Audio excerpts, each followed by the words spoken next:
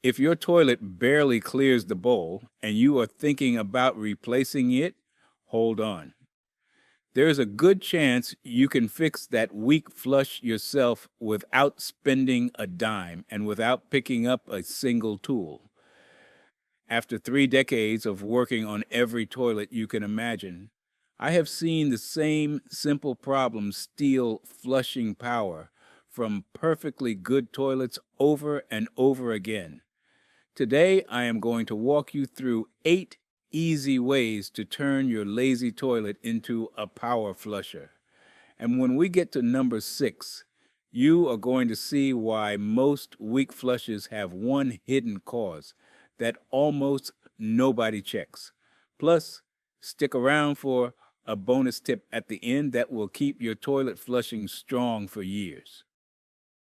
The first technique we are going to cover is adjusting the water level in the tank.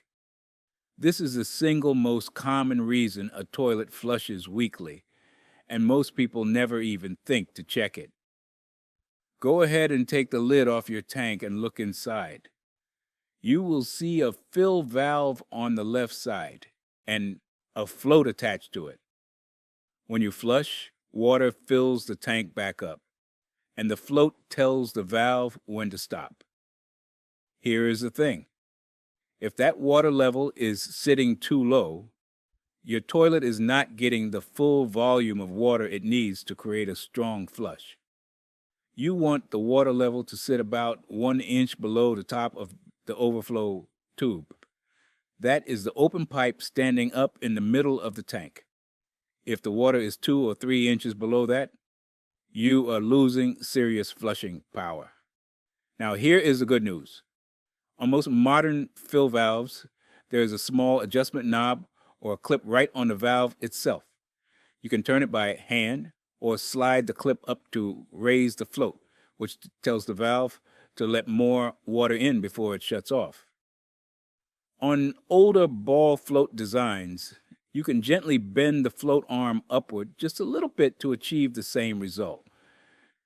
Give it a flush and watch the water level. Adjust until it sits right at that 1 inch mark below the overflow tube. You will be amazed at the difference this one change makes. It costs nothing. Takes about 60 seconds. And it is the number one fix I recommend before anything else. The second technique that makes a huge difference is cleaning clogged rim jets. Take a look under the rim of your toilet bowl. You will see a series of small angled holes running all the way around. These are called rim jets, and they are responsible for creating that swirling action that cleans the bowl and feeds the flush. Over time, especially if you have hard water, mineral deposits build up and partially block those little holes. When that happens, the water trickles out instead of shooting out with force, and your flush suffers. Here is how you fix it without any tools. Take a gallon of plain white vinegar and pour it directly into the overflow tube inside the tank. That is the same open tube I mentioned earlier. The vinegar will travel through the internal channels and sit right behind those rim jets. Let it soak for at least a couple of hours, but overnight is even better. After the soak, use your fingernail or even a piece of stiff wire from around the house to gently poke each rim jet hole and clear out the softened deposits. Then flush a few times to rinse everything through. You should see noticeably stronger streams coming from under the rim. If the buildup is heavy, you might need to repeat the process once more. But most of the time, one good soak does the trick. The third technique every homeowner should know is the hot water flush method. This one is incredibly simple and works wonders for toilets that have gradually lost their flushing strength over time. What happens is mineral sediment and even light organic buildup collect inside the internal passages of the toilet. These are the channels you cannot see that carry water from the tank down into the bowl. When those passages get narrowed by deposits, less water reaches the bowl during a flush. To clear them out, heat up a large pot of water on the stove. You want it hot, but not boiling. Somewhere around 120 to 140 degrees Fahrenheit is perfect. Boiling water can actually crack the porcelain because of thermal shock, so please avoid that. Once the water is hot, pour it into the toilet bowl from about waist height. The combination of heat and the force of the pour helps break up and dislodge deposits inside the internal passages and the trapway. Let it sit for about 10 minutes, then flush. You can repeat this 2 or 3 times if needed. This is an especially effective technique if you have not cleaned the toilet internally in a long time, or if you live in an area with particularly hard water. By the way, if you are finding this advice helpful, you should know it is just a small sample of what I have put into my new guide, The Ultimate Plumbing Playbook. It is packed with step-by-step instructions for hundreds of repairs that can save you thousands. To grab your copy, you can scan the QR code on the screen right now, or just use the first link in the description below. All right, let us continue. The fourth technique on our list is removing the toilet flapper chain slack. This is one of those sneaky little problems that slowly robs your flush without giving you any obvious clues. Open the tank lid again and look at the chain that connects the flush handle lever to the rubber flapper at the bottom of the tank. When you push the handle, the chain pulls the flapper up, which releases the water for your flush. If there's too much slack in that chain, the handle has to travel a long way before the flapper even starts to lift. And in many cases, the flapper only gets pulled up part way, which means you are getting a partial, lazy flush instead of a full, power one. The fix is as easy as it gets. Unhook the chain from the handle lever and reattach it a few links shorter. You want just about ½ an inch of slack when the handle is at rest. That is enough to prevent the chain from getting pinched under the flapper, but tight enough to give you a full, immediate lift when you push the handle. No tools needed. You are just moving a little hook from one chain link to another. Test it with a flush and watch the flapper. It should pop straight up and stay open for a few seconds before slowly dropping back down. If it snaps open with authority, you have got it right. The fifth technique is a vinegar soak for internal passages.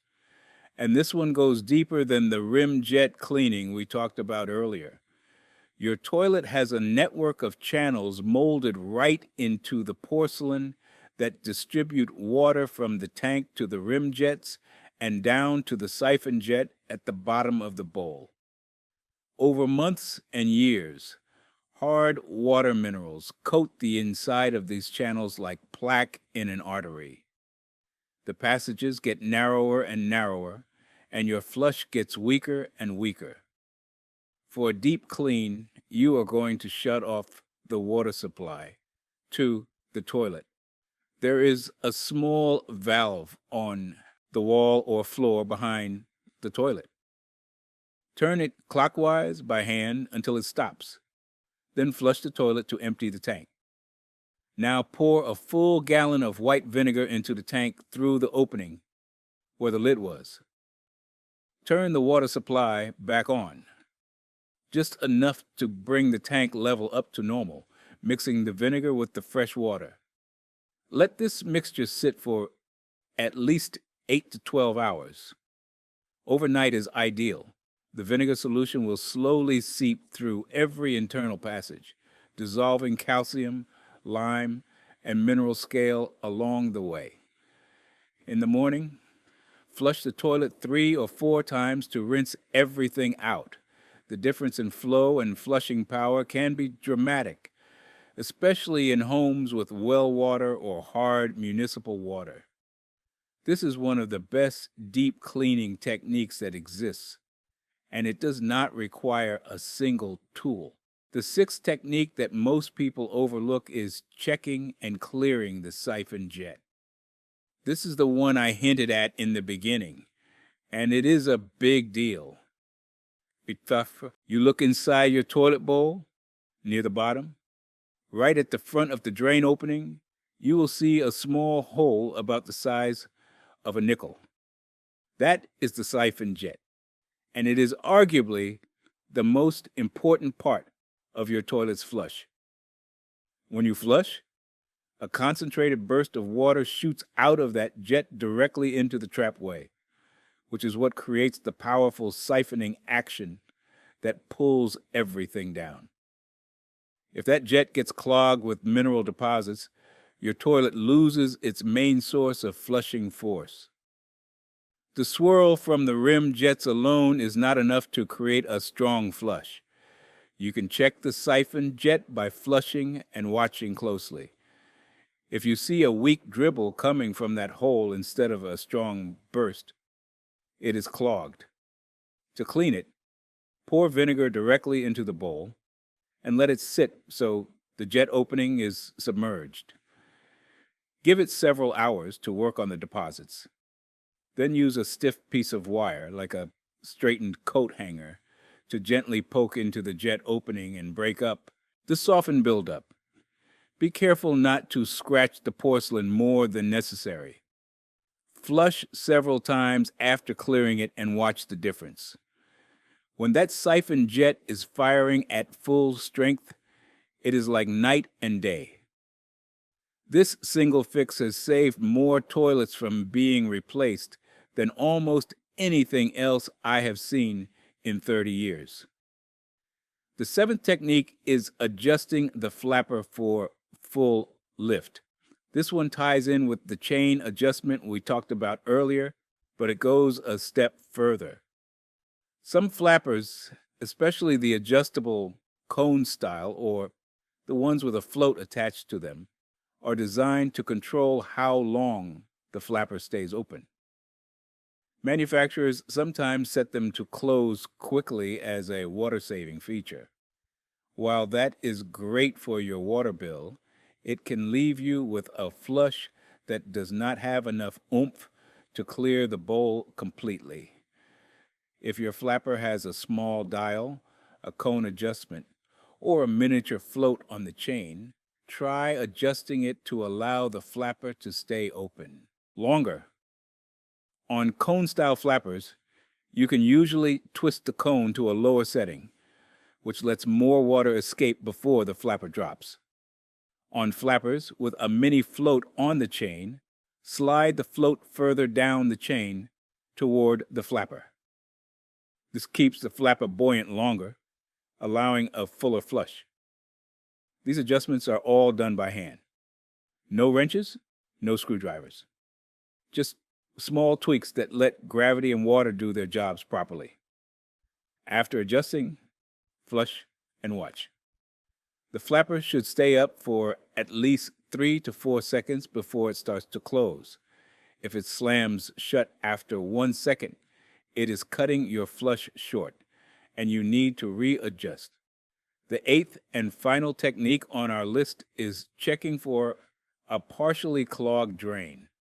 Sometimes the toilet itself is perfectly fine, but the drain pipe below it is partially blocked, and that restriction makes every flush seem weak and sluggish.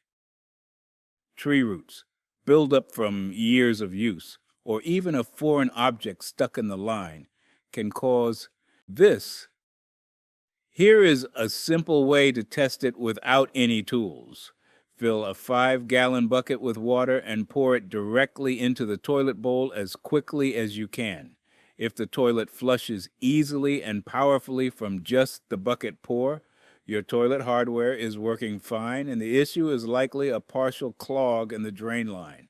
If the water rises and drains slowly, that confirms a downstream obstruction. For minor clogs, repeated bucket flushes with hot water can sometimes push things through. But if the problem persists, this is the one situation where you may want to call a professional to snake the line or use a camera to inspect it.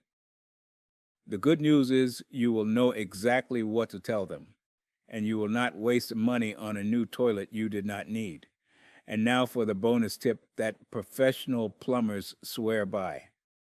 If you really want to keep your toilet flushing like a champ month after month, pour 1 cup of white vinegar into the overflow tube inside your tank once a month. Just 1 cup, right down that open tube. It takes about 10 seconds. What this does is send a small dose of vinegar through all those internal channels, rim jets, and the siphon jet every single month, preventing mineral buildup before it ever becomes a problem. Think of it like brushing your teeth. It is a whole lot easier to prevent the problem than to fix it after it has gotten bad. Set a reminder on your phone or tie it to something you already do, like when you change your furnace filter. 1 cup once a month, and your toilet stays in peak flushing condition without ever needing a deep soak or a service call.